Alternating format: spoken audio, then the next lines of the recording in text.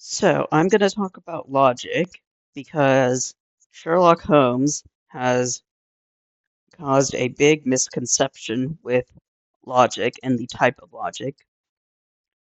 Sherlock Holmes famously has this phrase, deduction, my dear Watson, but we know in every scene that he does deduction about people and talks about many traits of that person.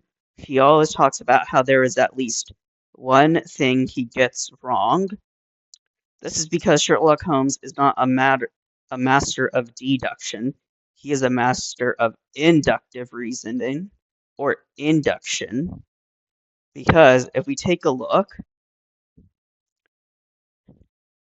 deductive comes from a general observation to specific observations.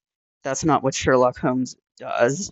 And because when you use deductive logic, you are pretty much correct 99.9% of the time.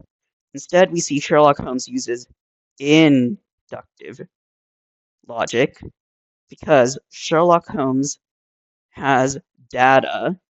He then uses the patterns of data he's seeing and draws a conclusion. This is also the logic used in science. That is why most science rules will have an exception.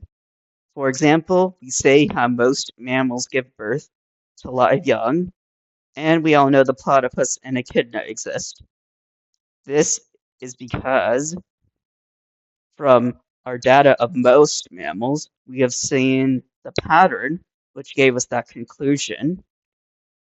This is why Sherlock Holmes is always wrong about at least one thing, and he admits it himself. So he is misinforming everyone when he says deduction, my dear Watson. In fact, he is using inductive reasoning. He is not a master of deduction. He's a master of induction and uses inductive reasoning. He should be saying induction, my dear Watson.